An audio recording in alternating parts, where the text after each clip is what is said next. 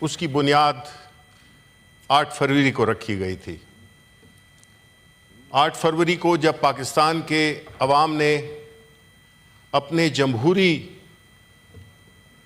حق کو ایکسرسائز کیا تو اس کے بعد آنے والے دنوں میں ایک ایسا ماحول پیدا ہوا جس سے کہ یہ صاف ظاہر نظر آ رہا تھا کہ پاکستان تحریک انصاف، جس کو الیکشن سے پہلے بھی متعدد مجبوریوں پہ لایا گیا، جس میں کہ ہمارا انتخابی نشان سب سے سر فہرست ہے، ہم سے ہمارا انتخابی نشان چھینا گیا۔ اس کے باوجود سلام ہے پاکستان کے عوام کو کہ باوجود ہر قسم کے مذاق خیز انتخابی نشانوں کے انہوں نے اپنا پاکستان تحریک انصاف کے حمایت یافتہ کینڈیڈیٹس کو ووٹ کیا۔ ہماری لیڈرشپ عمران خان سے، چیئرمین عمران خان سے لے کر اور نیچے تک ان کو گرفتار کیا گیا یا ان کو مجبور کیا گیا کہ وہ منظر عام پہ نہ آئیں، کیونکہ وہ ایک ایسا دور تھا جس سے کہ یہ صاف نظر آ رہا تھا کہ یہ الیکشن نہ فری ہوں گے، نہ فیئر ہوں گے، نہ ٹرانسپیرنٹ ہوں گے۔ اور جو نتائج دیے پاکستان کے عوام نے، اس سے یہ بالکل ظاہر ہوا کہ انہوں نے جو ماضی کی، میں ان کو اس لیے ماضی کا کہوں گا کیونکہ اب وہ ماضی بن چکی ہیں، ان پارٹیز کو جنہوں نے اپنے طویل دور اقتدار میں پاکستان کے عوام کے لیے کچھ نہیں کیا، اس ملک کے اداروں کو تباہ کیا، اس ملک کی جو معاشی ترقی ہے اس کو بالکل صرف اپنے خاندان اور اپنے حواریوں کے تک رکھا، جس سے کہ پاکستان کے عوام ایک سیکنڈ ریٹ سٹیزن کے طور پہ ٹریٹ کیے گئے۔ اور یہ وہ دن تھا 8 فروری کا جس میں کہ پاکستان کے عوام نے خیر آباد کہا، اس پرانے سسٹم کو، ان سیاسی جماعتوں کو جنہوں نے، اور اس سوچ کو جو کہ اس ملک کو بجائے آگے لے جانے کے پیچھے لے جا رہے تھے۔ اب جب الیکشنز ہو گئے اور ہم سے ہمارا مینڈیٹ چرایا گیا تو ظاہر ہے کہ جو اسمبلی معرض وجود آئی، چاہے وہ نیشنل اسمبلی ہو یا اس کا کانسیکوینس پروونشل اسمبلیز، اور پھر سینٹ میں بھی اس کی ٹرکل ڈاؤن اس میں آمد ہوئی، جس میں کہ پاکستان تحریک انصاف کو بڑا کلیئرلی آئسولیٹ کیا گیا اور ظلم و ستم کی داستانیں رقم کرتی چلی گئیں۔ یہ واقعات کسی بھی سیاسی جماعت، خاص طور پہ وہ سیاسی جماعت جو کہ ملک کی سب سے بڑی سیاسی جماعت ہو، جس کا لیڈر سب سے پاپولر لیڈر ہو، اس کو سیاسی کیسز کی بنیاد پہ نظر بند کیا جائے، جیل میں ڈالا جائے اور اس قسم کا ماحول پیدا کیا جائے جس سے کہ جمہوریت تو کیا کہ ڈکٹیٹرشپ بھی شرمسار ہوتی ہے۔ اس کے بعد ہم نے بحیثیت سیاسی جماعت اپنے جمہوری، قانونی اور آئینی جو ہمارا حق تھا اس کو استعمال کرتے ہوئے ہم نے مختلف قسم کی سیاسی سرگرمیاں کی، اور اس میں ظاہر ہے کہ جب آپ کے ساتھ کوئی زیادتی ہو جائے کسی بھی ملک میں، کسی بھی معاشرے میں، تو اس کے لیے احتجاج نہ کرنا زیادہ پریشان کن ہے، زیادہ شرمناک ہے بنسبت اس کے کہ بحیثیت ایک زندہ قوم، ایک سیاسی شعور رکھنے والی قوم اپنے اس زیادتی کا ازالہ کرنے کے لیے وہ پروٹیسٹ کرے۔ پروٹیسٹ میں جلسے بھی ہیں, جلوس بھی ہے, ریلیز بھی ہیں, اور مختلف قسم کی ایکٹیویٹیز جو کہ جس کی کہ آئین اور قانون کھلی اجازت دیتا ہے. ہمیں بجائے اس کے کہ ہمیں یہ دیا جاتا, کبھی ہمیں کہیں پہ پھینک دیا جاتا ہے, ہم نے پرمیشنز لیں, اس کو بھی خاطر خواہ نہ لائے, ایک رات کو پہلے جو ہے وہ کینسل کر دی جاتی ہیں یا ایک رات پہلے دی جاتی ہیں. اس سے مقصد یہی تھا کہ پاکستان کے عوام جو کہ اپنا ایک جمہوری حق استعمال کرنا چاہتے ہیں وہ ان کو ڈینائی کیا جائے, اور اس کے لیے جو بھی کرنا پڑے وہ کیا گیا. الیکشن ٹریبونلز ایک مذاق بن کے رہ گئے. سینٹ الیکشن خیبر پختونخوا کے سینیٹرز جو آج کے دن تک یہ ہاؤس نامکمل ہے, reserve seats house national assembly بھی نامکمل ہے, پروونشل اسمبلیز نامکمل ہیں.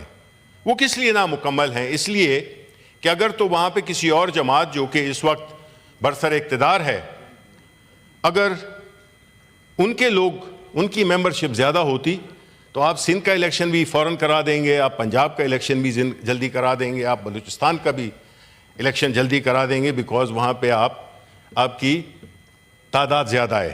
لیکن خیبر پختونخوا چونکہ معلوم ہے کہ میجورٹی 2/3 میجورٹی تیسری دفعہ حکومت کا حق دیا, وہ جو ہے اس کو ہم استعمال کریں. اب اس کے بعد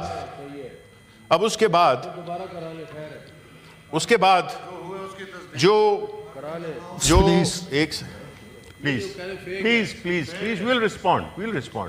اب لیٹ ہم اسپیک, ان کو بات کرنے دیں, اس کے بعد جو کچھ آپ نے کہنا ہے وہ نو پوائنٹ آف آرڈر, لیٹ ہم کمپلیٹ. آئے ہیں وہ نئے آئے ہیں تو میں ان سے کوئی گلہ نہیں کروں گا کہ وہ جو آداب ہوتے ہیں وہ ان کو ٹائم لگے گا.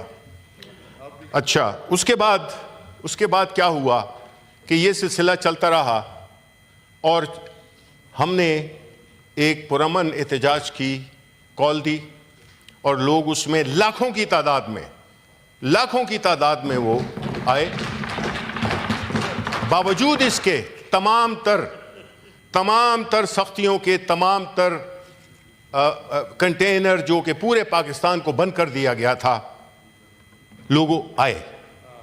اس لیے کہ کیوں آئے, اس کی بنیادی وجہ یہ ہے کہ ایک تو سب سے پہلے اب معاشرہ کافی پولیٹیکلی اویئر ہو گیا ہے, کیونکہ لوگ پاکستان کے عوام اب یہ سمجھتے ہیں کہ وہ کون ہیں جو کہ ان کے ایک سنہری مستقبل کو تاریک مستقبل بنا رہے ہیں, اور وہ کون ہیں جو کہ اس ملک کو تاریکیوں سے نکال کے روشنیوں میں لائیں گے.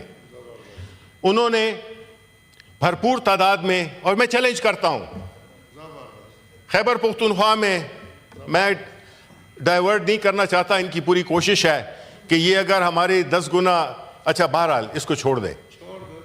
اچھا چیئرمین صاحب, ایمل صاحب, سینیٹر صاحب, میں آپ سے ریکویسٹ کروں گا ذاتی طور پہ, میں ذاتی طور پہ ریکویسٹ کر رہا ہوں, ریکویسٹ کا لفظ میں استعمال کر رہا ہوں.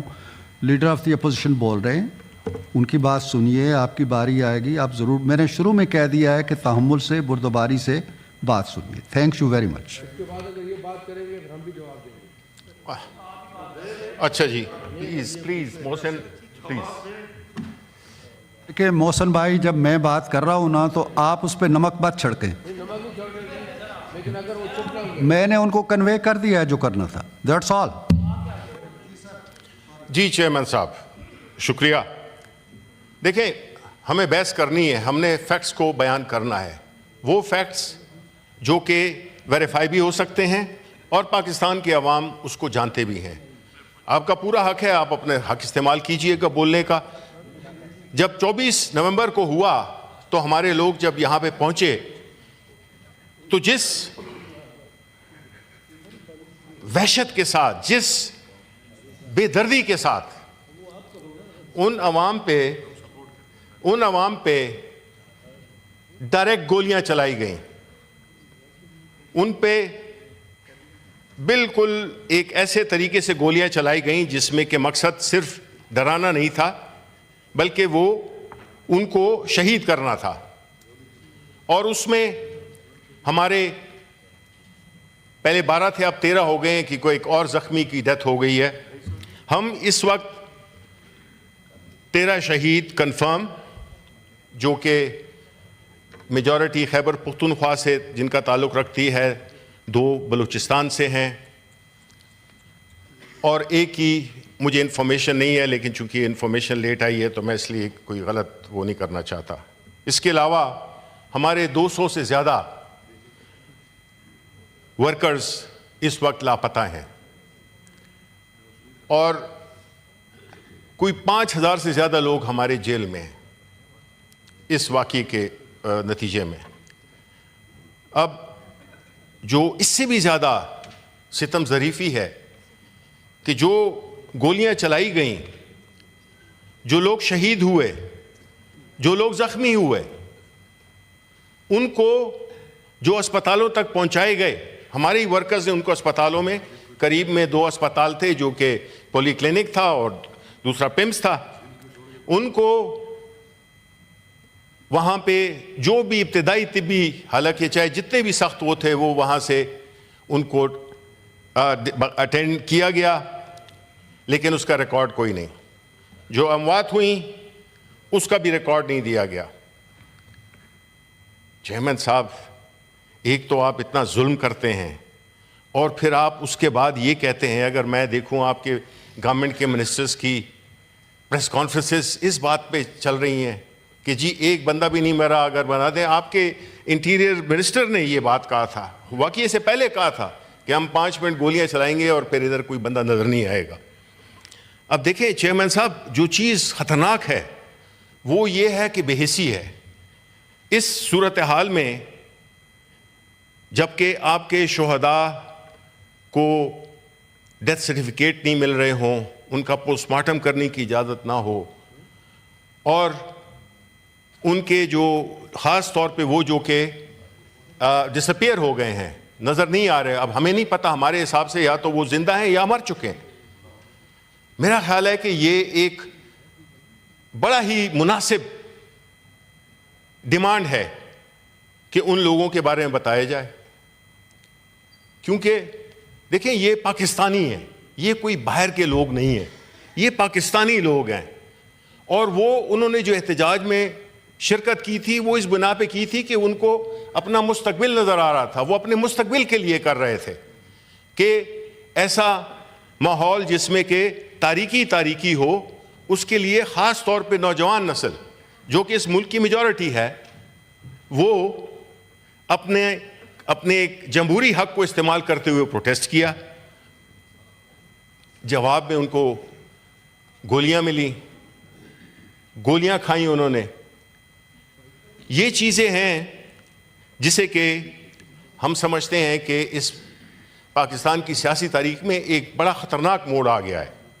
اور اس کی وجہ کیا ہے کہ دیکھیں، اگر آپ کو یاد ہو تو یہ ہماری پارٹی کی ترتیب نہیں ہے کہ آپ سپریم کورٹ پہ حملہ آور ہو جاؤ، جو کہ اس وقت جو سٹنگ گورنمنٹ ہے یہ اعزاز ان کو جاتا ہے. سپریم کورٹ کے اندر انہوں نے وینڈلزم کیا. اس کے بعد ہماری حکومت تھی، آپ تقاریر کر رہے تھے باہر سے بیٹھے ہوئے، معذرت کے ساتھ آپ کے لیڈر چاہے وہ نواز شریف صاحب ہوں یا مریم نواز صاحبہ ہوں، وہ بڑی پرووکیٹو تقریریں کر رہے تھے. اس میں انہوں نے ملٹری لیڈرشپ کو اٹیک کیا، ویڈیوز چلے، ادھر جلسوں میں سکرین پہ تصویریں لائی گئیں. ہم نے تو یہ کام نہیں کیا. ہم تو چاہتے ہیں کہ اس ملک میں قانون اور آئین کی بالادستی ہو، جمہوریت سٹرانگ ہو. جمہوریت جمہوری رویوں سے آتی ہے اور ہر ایک کو اپنا اظہار خیال کرنے کی اجازت ہو. ہاں بالکل اس کے ایک دائرے کے اندر رہتے ہوئے. ہم نے یہ سمجھتے کہ بالکل ایک مادر پدر آزاد ماحول ہو.